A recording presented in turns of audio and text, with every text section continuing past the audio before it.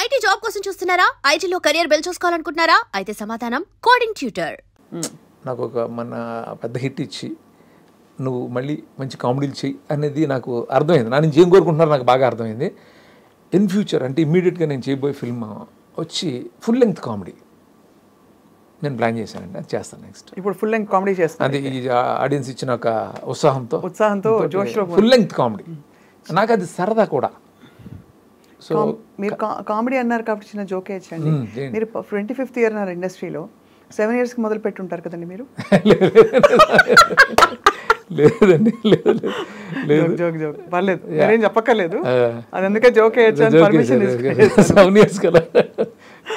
So బాగుంది. ఈ full length comedy ఎవరితో ప్లాన్ చేస్తారు? బికాస్ మీరు అగ్ర హీరోలతో కామెడీ పండించడం, మహేష్ బాబు గారితో కామెడీ పండించడం అనే ఏమంటారు, ఆ బ్యూటిఫుల్ ఒక సెంటిమెంటల్ బాయ్, ఒక ఎమోషనల్ బాయ్ ఇమేజ్ నుంచి ఆయన్ని మార్చారు మీరు. అలాగే మీరు చాలామంది టాప్ హీరోస్ అందరికీ ఆ కామెడీ టైమింగ్ బ్యూటిఫుల్గా సెట్ అయింది. ఇప్పుడు ఎవరండి స్టార్ కాస్ట్? ఒక మంచి హీరో అండి, అతనికి ఒక డీసెంట్ మార్కెట్ ఉంది. సో మంచి యాక్టర్ ఆల్సో. సో నేను అనుకున్న క్యారెక్టర్కి 100% సరిపోతాడని అతనికి నాతో చేయాలని ఇంట్రెస్ట్ ఉంది, నాకు అతనితో చేయాలని ఇంట్రెస్ట్ ఉంది. నాకు అతనితో చేయాలని ఇంట్రెస్ట్ మీకు ఉందా? గుడ్. జోకేను. సో వెరీ సూన్ రివీల్ చేస్తాను. రివీల్ చేస్తారు అయితే త్వరలో.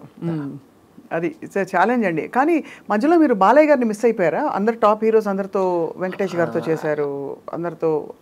విచిత్రం ఏంటంటే నా కెరీర్ స్టార్ట్ అయిందే బాలబాబు సినిమాతోటి. అంటే నేను అప్రెంటిస్గా పనిచేసిన ఫస్ట్ ఫిల్మ్ వచ్చి బాలబాబు సినిమానే. ఆయనతో చేయాలని నాకు ఎంతో కోరిక. యాక్చువల్గా నమ్మో వెంకటేష్ ఆ టైంలో చేయాలి ఆయనతో, కుదరలేదు, ఏదో కారణాల వల్ల కుదరలేదు. ఆయన ఎంతో ప్రేమగా నన్ను ఎప్పుడు రిసీవ్ చేసుకుంటారు. ఆయనకు తెలుసు నేను ఆయన దగ్గర పనిచేసిందని గుర్తున్నాను ఆయనకి. ఆయనది మిస్ అయిందని అనుకోవద్దు, డెఫినెట్గా ఆయనతో చేస్తాను. నేను ఇమ్మీడియట్గా దీంతో పాటు ఫాలో అప్ ఒక 2 సాలిడ్గా మంచి సినిమాలు చేసి తప్పకుండా తర్వాత ఆయనతో ఖచ్చితంగా చేస్తాను. నువ్వు నాకు ఎదురొచ్చిరా, నేను కుదిరొచ్చిరా, సమస్య నీకే.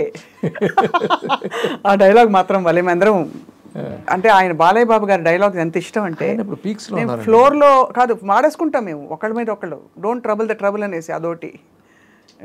సో మీ టైమింగ్లో, మీ డైలాగ్ డెలివరీలో అసలు నాకు చాలా గట్టి కోరిక ఉంది బాలబాబుతో చేయాలని. చేస్తాను. రైట్.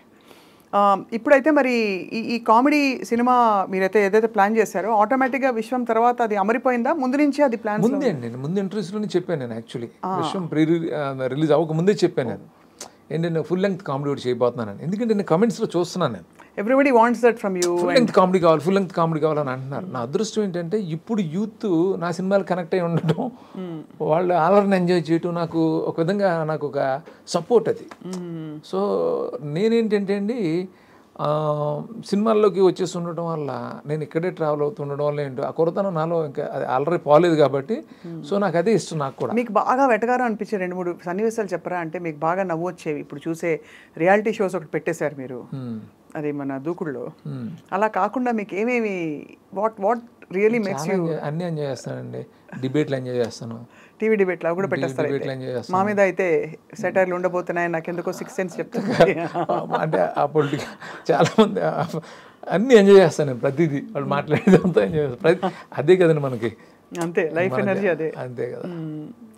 సో మీ రైటర్స్లో మీకు గోపీమోహన్ గారి పాత్ర మీ విశ్వం సినిమాలో ఎస్పెషలీ అండ్ మీ జర్నీలో ఎంతవరకు అండి? బికాజ్ ఎప్పుడు ఆయన ప్రస్తావనకి రారని నా ఫీలింగ్ ఎప్పుడు, బట్ ఆయన మీకు చాలా ఐ థింక్ గట్టి రైటర్గా ఉన్నారు.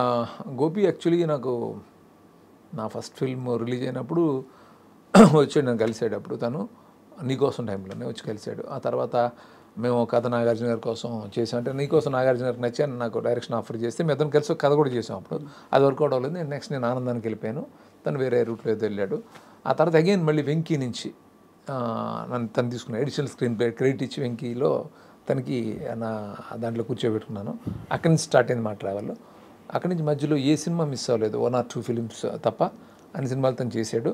తనతో ఏంటంటే అసోసియేషను, తను కొంచెం అనలైజ్ చేస్తాడు, బాగా అనలైజ్ చేస్తాడు. అనాలిసిస్ నేను బాగా ఇష్టపడతాను. అందుకని అట్లాగే సెన్సిబిలిటీస్ కానీ నేను ఏదైనా ఒక చెప్తే తనకు అర్థమవుతుంటుంది. నేను ఏం ఆలోచిస్తున్నానో తను ఈజీగా అర్థం చేసుకోగలుగుతుంటాడు. అలా తను ఏదైనా చిన్నది అలా చెప్తే చాలు నాకు అర్థమవుతుంటుంది. ఆ వేవ్ మ్యాచ్ అవడం వల్ల ఎన్ని ఇయర్స్ మేము ట్రావెల్ కంటిన్యూస్ మా మధ్య అయితే చిన్న ఇష్యూ కూడా ఎప్పుడు రాలా. అసలు యాక్చువల్లీ నేటివిటీ, మంచి తెలుగు జోకులు అవన్నీ వేసుకునే సినిమాలు బాగా ఇప్పుడు పాన్ ఇండియా దీనిలో మొత్తం కొట్టుకుపోయాయండి మధ్యలో. సో పాన్ ఇండియా సినిమాలు చూసినప్పుడు మీకేమనిపిస్తుంది? నేను అప్పుడప్పుడు సీట్లోంచి ఉలికి పడుతుంటాయి. ఎంత పెద్ద ప్రొడక్షన్ అయినా ఒక డైలాగ్ బెంగాలీలో వస్తుంది తెలుగు సినిమాలో, ఒక డైలాగ్ ఇంకో, అంటే భాష, యాస, ఉచ్చారణ మొత్తం అంతా కూడా మారిపోయి.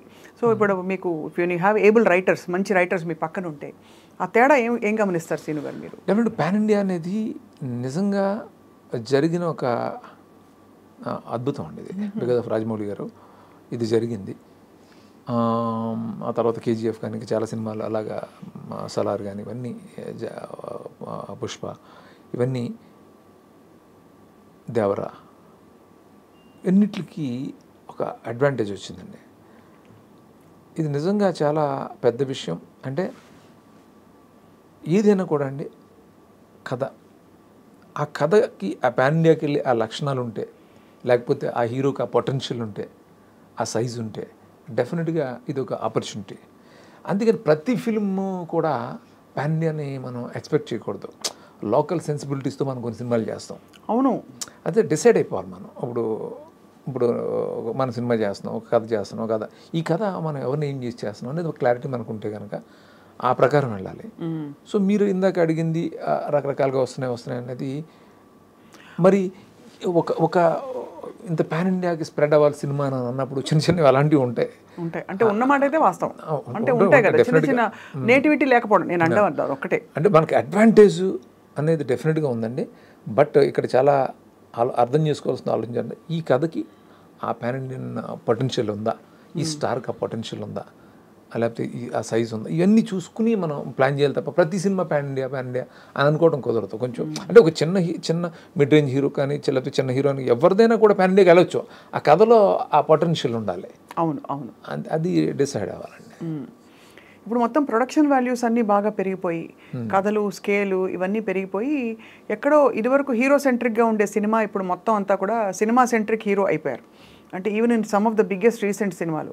So as a film maker మీకు ఏది ప్రధానం అనిపిస్తుందండి? మీరు కూడా హీరో సెంట్రిక్గా కొన్ని సినిమాలు క్యారెక్టర్స్ డిజైన్ చేశారు. బట్ మీ దానిలో అంత కొట్టొచ్చినట్టు హీరో కోసమే బలవంతంగా రాసినట్టు ఎప్పుడూ అనిపించలేదు, న్యాచురల్గా ఉండేది. మీకేమనిపిస్తుంది శ్రీనివాట్ల గారు?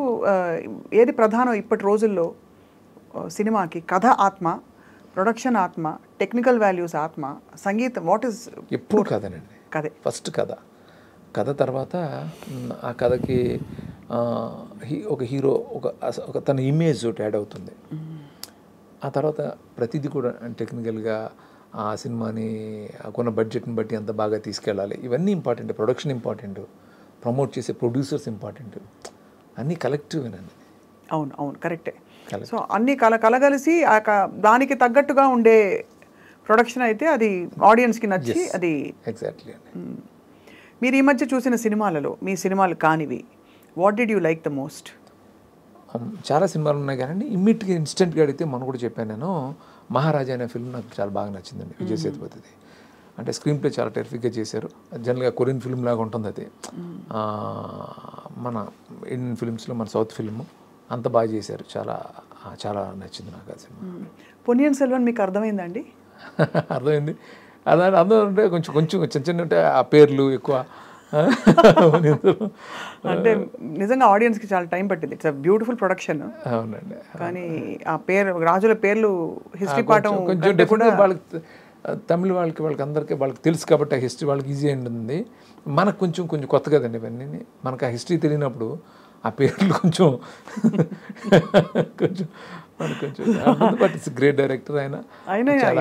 అదేమి అసలు మనం అనే ఇది లేదు కానీ, అంటే అలాంటివి చూసినప్పుడు చాలా అంటే బ్రెయిన్ పవర్ ఎంత మనం పెట్టాలి, అవి గుర్తుంచుకుని ఇంటికి వెళ్ళి కథ చెప్పాలనుకోండి ఎవరికైనా, అప్పుడు వస్తుంది అనమాట అసలు విషయం.